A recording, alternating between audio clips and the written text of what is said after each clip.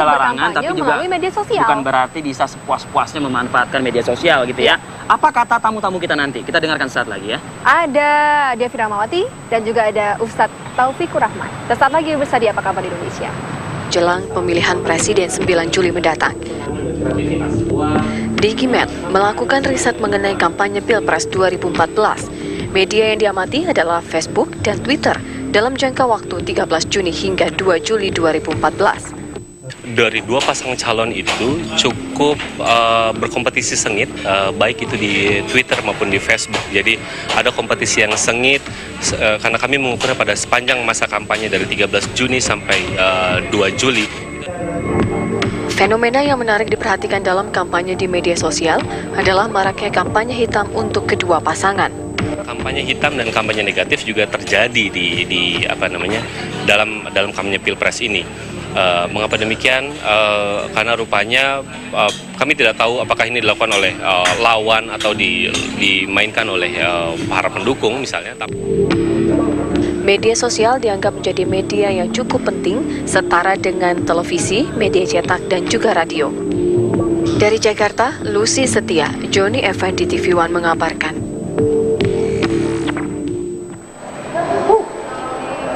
Hari ini panas ya? Enggak. Oh, enggak ya? Jangan dibuat panas, Rivi. Karena kita dari luar, keringetan soalnya. Baik, sudah ada Ustadz Taufikur Rahman dan juga Mbak Devi. Mbak, saya ingin mungkin pembukaan ini ke Mbak Devi terlebih dahulu lah. Atau mungkin kedua-duanya juga bisa. Ustadz bermedia sosial? Ya. Mbak Devi bermedia sosial pastilah ya. Sampai sejauh ini gimana respon Ustadz deh mungkin? Ya, masif ya Ustadz? Masif ya? Sangat ya, walaupun sudah hari tenang ya. Padahal kalau bahasa pantunnya mah boleh ya, nggak apa ya? Ya mestinya gitu. Ya lihat benalu di kelapa satu, pergi sekolah berjalan kaki. Memang pemilu sudah diambang pintu, mestinya kepala dingin, hati jangan saling dengki. Gitu. Ini karena banyak terprovokasi akhirnya, apalagi menghormati di bulan Ramadan ya. Gitu. Yang secara nggak langsung akhirnya, secara objektif harus saya katakan, jadi merusak nilai pahala ibadah puasanya. Isinya itu rata-rata yang Ustadz terima sudah jauh dari akhlak atau gimana kira-kira? Ya. Jadi kalau sudah sebab kan kalau minjam bahasa Quran surat Al-Baqarah ayat 216 Allah kan memberikan gambaran gitu. Aw asa an takrahu syai'an wa huwa khairul lakum wa asa an tuhibbu syai'an wa huwa khairul lak wa huwa syarrul lakum wallahu ya'lamu wa antum la ta'lamun. Boleh jadi yang anggapan kita itu jelek, tapi di hadapan Allah itu lebih baik. Bahkan boleh jadi yang anggapan kita itu yang terbaik, tapi itu di hadapan Allah lebih jelek. Wallahu ya'lamu wa antum la ta'lamun. Allah lebih tahu apa-apa yang kamu nggak ketahui. Nah, sementara kan sudah berani memponis, gitu, menghujat. Ini nih ya Allah, gitu. Ya. Mbak Devi, ini kalau kita tahu di setiap mungkin campaign di media sosial ini adalah berisi mengenai black campaign ataupun juga negatif campaign dan juga mengunggulkan salah satu pasangan capres begitu. Kenapa masyarakat kita tertarik untuk menyerang dari sudut fitnah, kemudian dari sudut yang tidak benar kepada salah satu pasangan capres dan cawapres? Kenapa tidak berusaha untuk menampilkan sisi baiknya kepada masyarakat tanpa harus ada black campaign ataupun negatif campaign? Ya, pertama yang perlu kita ingat bahwa sebenarnya pertarungan seperti ini menjadi menarik di tahun pemilu yang sekarang karena ada medium baru, sosial media. Kita ingat tahun 99 misalnya ketika ada euforia pemilu pertama itu juga luar biasa. Tapi Facebook sudah ada kan ya? Penetrasi internet belum sekuat sekarang sehingga dulu ketika orang ingin berkompetisi atau beradu pendapat harus ada di lapangan, harus bertemu secara fisik. Yang menarik sekarang tanpa perlu bertemu, kita bisa menyapa siapapun, bicara dengan siapapun. Itu yang kemudian membuat fenomena sosial media menjadi begitu luar biasa.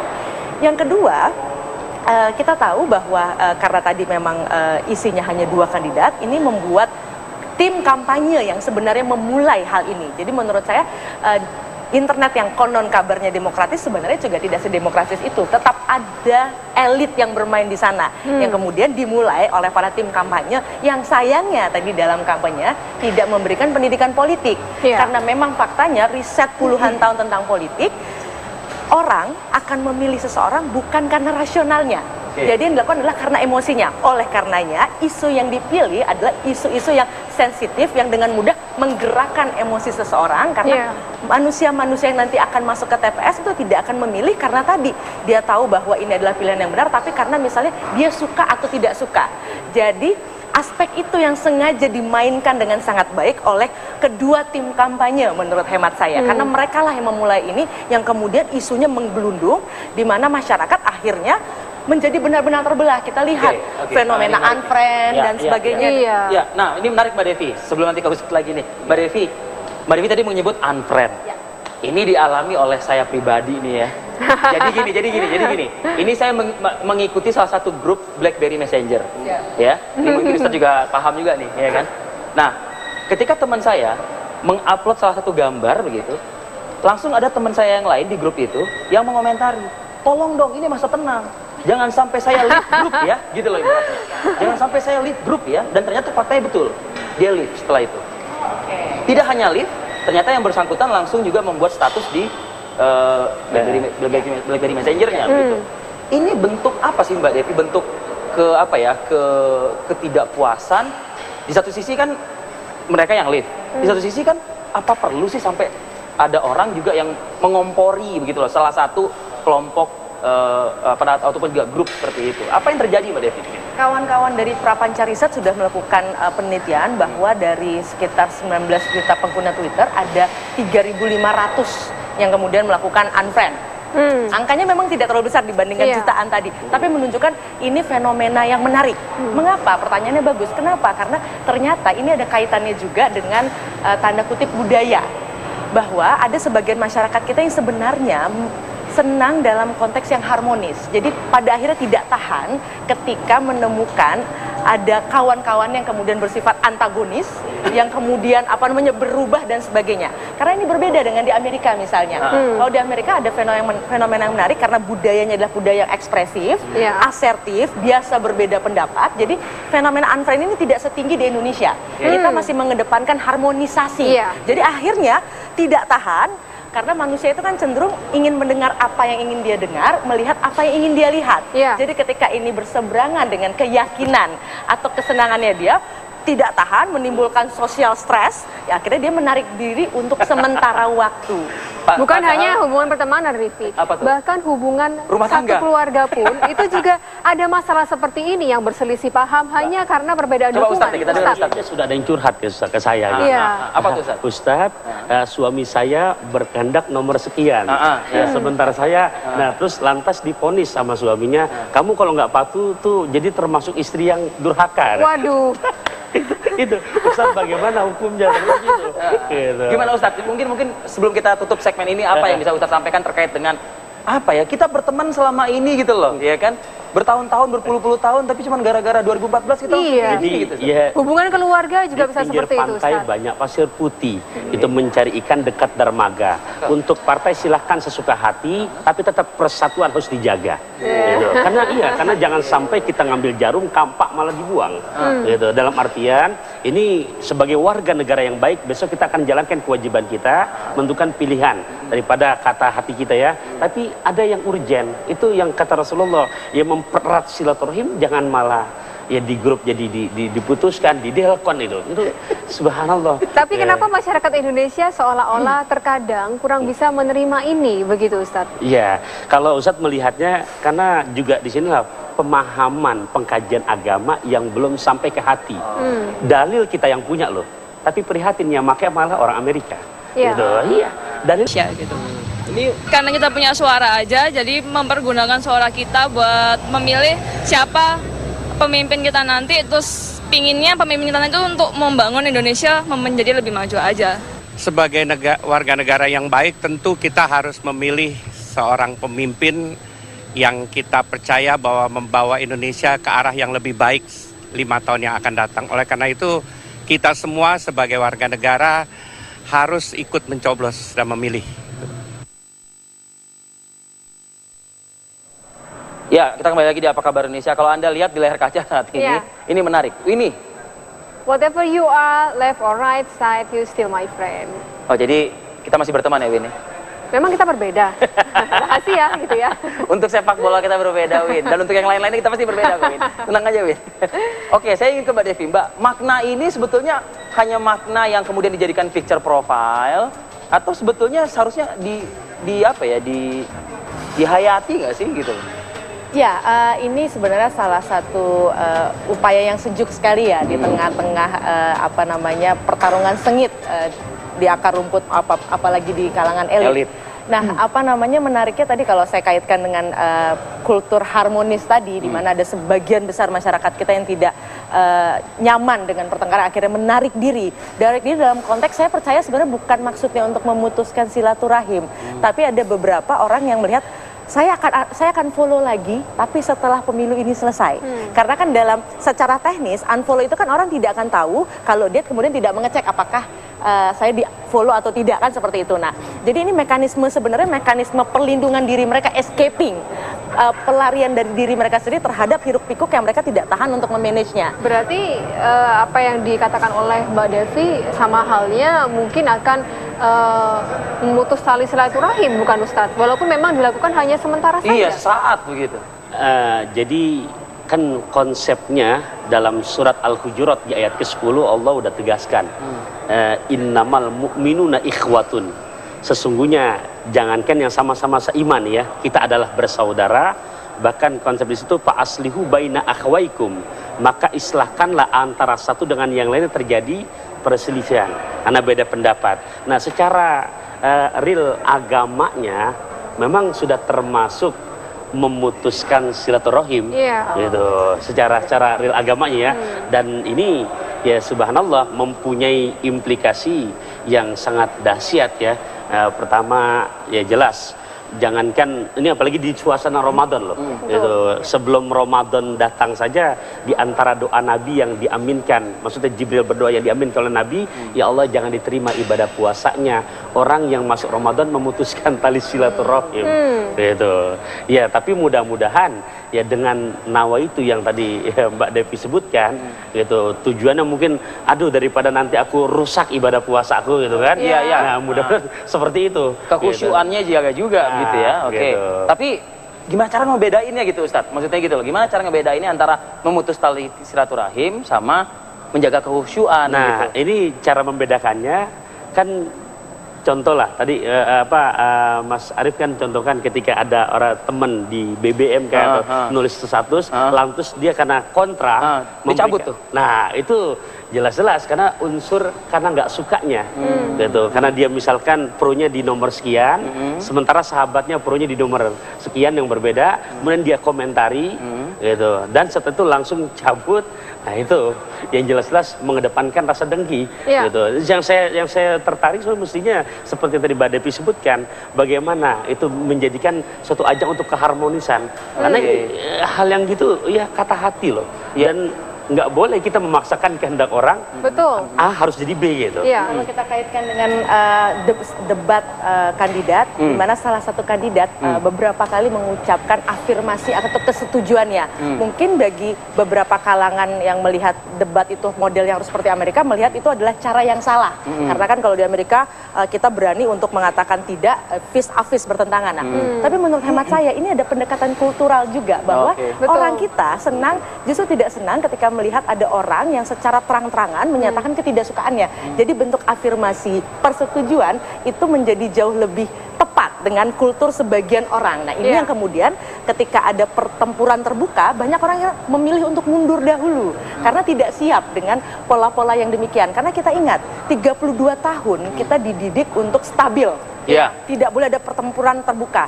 Nah, kalau dikaitkan dengan medan sosial media sekarang yang konon kabarnya dihuni, dan memang benar dihuni oleh kalangan muda, kalangan muda ini dididik oleh orang-orang tua yang hidup dalam masa yang tadi, rezim yang tenang, sehingga ketika masuk dalam model budaya terbuka baru seperti ini, banyak yang belum siap.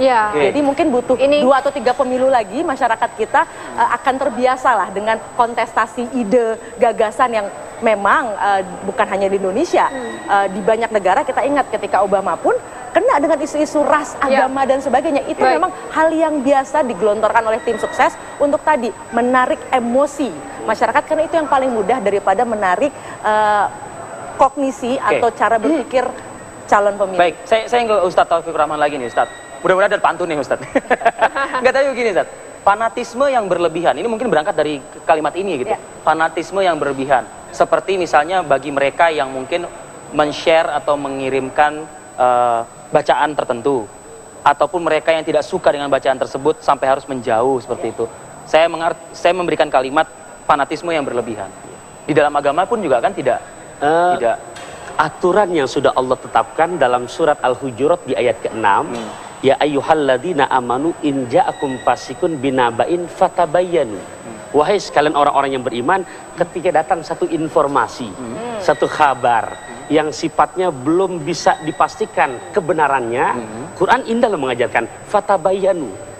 Hendaknya cross check dulu, ya, Oke. biar betul-betul benar. Karena ketika kita langsung terima mentah-mentah bulat apa adanya, gitu, tanpa dengan dalil-dalil yang argumentasi yang kuat, gitu, itu nanti jadi ajang fitnah. Iya. Betul. Mbak Devi, kalau kita juga tahu media sosial ini merupakan suatu forum yang memang tanpa batas, kemudian no filter juga di sana. Masyarakat kita apa yang harus dilakukan supaya kita lebih cerdas untuk memberikan misalkan gambar-gambar yang bisa membuat masyarakat lainnya lebih cerdas dan tidak menjelek-jelekan? Pertama, sejarah masyarakat dunia adalah sejarah elit. Hampir seluruh bangsa itu kemajuannya pasti dimulai oleh elit-elitnya. Nah, besar harapan saya sebenarnya dimulai oleh para elit. Elit itu apa ketika di sosial media? Orang-orang yang mohon maaf misalnya kebetulan memiliki pendidikan yang cukup tinggi, lalu juga berada di lingkungan yang baik, yang sayangnya saya lihat sekarang siapapun mereka dari latar belakang manapun melakukan hal yang sama. Seakan-akan kita kehilangan panduan bagaimana caranya berkomunikasi yang baik di sosial media. Nah, tadi persoalan Islam sudah mengajarkan bahwa spirit ilmiah dalam Islam ternyata cukup kuat. Nah, ini yang belum ada di masyarakat kita, karena masyarakat kita adalah masyarakat dengan tradisi lisan yang sangat kuat. Kita belum pernah masuk dalam masa afklarung, di mana tradisi tulisan, tradisi riset itu begitu kuat. Tapi tiba-tiba sekarang lompat ke masyarakat digital. Betul. Jadi mediumnya, rumahnya keren, tapi orang-orang di dalamnya masih membawa tradisi lisan yang luar biasa tadi, yang hanya sekedar bicara tanpa ada check and recheck atau proses ilmiah di dalamnya. Oke. Mbak Devi, pertanyaan saya boleh nggak seperti ini? Dan mudah-mudahan Mbak Devi bisa memberikan pencerahan gitu ya. Kembali lagi nih, fanatisme yang berlebihan gitu ya. Sampai akhirnya menciptakan satu hubungan tidak harmonis lagi antara sesama manusia begitu. Nanti si teman ini bilang, kok gitu amat sih lu? Emang lu bakal jadi apa sih nanti kalau misalnya? Nah, itu juga menarik gitu saya rasa tuh. Ada nggak analisa Mbak Devi soal ini, Mbak? Ya, jadi memang berdasarkan hasil penelitian juga, kita nih yang mungkin pengguna biasa itu kan sebenarnya tidak pernah benar-benar membuat kalimat-kalimat itu. Kita hanya sekedar men-share, mengcopy terus mempastenya lagi. Nah, yang makanya saya bilang tadi, yang berbahaya ini adalah para tim kampanye ini. Tanda kutip buat saya mereka menjerumuskan kita semua. Karena kan mereka yang menciptakan itu. Karena mohon maaf, ada banyak akun yang juga sebenarnya robot kan yang memang diciptakan dalam konteks itu. Bisa jadi bukan berasal dari tim kampanye, tapi dari para simpatisan, grassroots itu juga banyak Mbak Devi yang melakukan hal seperti itu. Tadi mereka tahu persis ilmunya bahwa ketika seorang sudah kemudian senang, sudah fanatis tadi, mereka akan mudah membantu untuk menyebarluaskan, mensosialisasikan hal-hal tadi yang kemudian karena kita kalau coba kita perhatikan kalimat-kalimat yang disampaikan oleh baik itu simpatisan atau rakyat biasa yang kemudian simpati dengan calon tertentu itu sebenarnya mengcopy paste saja kalimat-kalimat atau mensaripatikan kalimat-kalimat yang sudah lebih awal muncul. Jadi karena gini, karakter sosial media itu berbeda dengan karakter yang lain adalah tetap membutuhkan kecerdasan karena segala sesuatunya harus dibaca. Gitu kan. Jadi banyak karena handphone murah, pengguna sosial media tidak semuanya sebenarnya mampu mencerna dan mengeluarkan argumentasi-argumentasi yang sekarang saya lihat luar biasa, semua orang bisa menjadi pengamat. Itu kenapa? Karena mereka tinggal mengcopy paste saja. Nah, oleh karenanya saya sangat menyayangkan tim kampanye, menurut saya sih dua belah pihak yang harusnya memberikan pendidikan politik yang lebih serius terhadap masyarakat. Ya, Oke. baik. Ustadz ya? Closing statement Ustadz. Apa Ustadz nih? Jadi himbauan mungkin kepada seluruh pemirsa kita. Buat pemirsa kita, tolong ya, kita kan mengaku sebagai orang yang beriman. Padahal sudah diajarkan ketika rukun iman itu. Yang keenam adalah waktu minu bil qadari khairihi wa syarihi minallah. Harus beriman dengan nanti ketentuan yang Allah tentukan. Jadi nanti setelah tanggal 9 Juli siapapun yang terpilih, ya ini adalah ketentuan yang memang kita berkewajiban ikhtiar, besok kita jalankan kewajiban kita untuk mencoblos. Yang kedua kekuatan doa. Iya. Nah disitulah yang ketika nanti siapapun pemenangnya, itu adalah pilihan Allah. Yang mudah-mudahan itu kehendak Allah, Allah pilihan karena takdir itu rukun iman. Dan mudah-mudahan dia tidak lupa dengan janjinya yang amanah, yang jujur, yang betul-betul sebagaimana ketika Umar bin Abdul Aziz terpilih secara aklamasi, indah loh ucapannya. Berbicara di hadapan rakyatnya, innalillah wa inna ilaihi rajiun. Heran itu, kenapa kok kamu bukan bahagia? Apa beliau bilang, ini adalah jabatan. Jabatan adalah amanah. Menyia-nyiakan amanah adalah khianat. Dan akulah yang paling dulu nanti masuk neraka sebelum daripada umat-umat yang lainnya. Tuh, pemimpin yang nggak amanah. Oke, Ustadz, satu hal juga mungkin Ustadz, bagi yang nanti sudah memberikan pilihannya, lalu berikhtiar dan berdoa seperti tadi Ustadz katakan. Kalaupun misalnya yang terpilih bukanlah yang mereka pilih, yang muncul yang menang adalah bukan yang mereka pilih, sosok pemimpin tersebut harus mengayomi juga kan mereka yang tidak memilih dia. Jadi kembali tadi kepada contoh rukun basic loh ini, rukun iman. Jadi kita sebagai orang yang beriman harus menerima. Itu berarti udah Allah tentukan. Gitu. Itulah ketentuan dari Allah. Ya. Gitu. Jadi ingat pantun kamu tadi yang judulnya Ikhlas, Rifi. Apa tuh? Udah lupa. Oh, Ustadz mana lagi? Ustadz tutupnya dengan pantun dong, Ustadz. Ada nggak? Nah, ini cakep nih kayaknya nih. Ya, dia dalam artian wajah cantik, bodinya seksi. Asik. Ya, kepala pusing kalau ngelihat. Ya, berpolitik di alam demokrasi silahkan bersaing tapi dengan jalan yang sehat. Gitu. Mbak Devi mau ngelawan nggak tuh?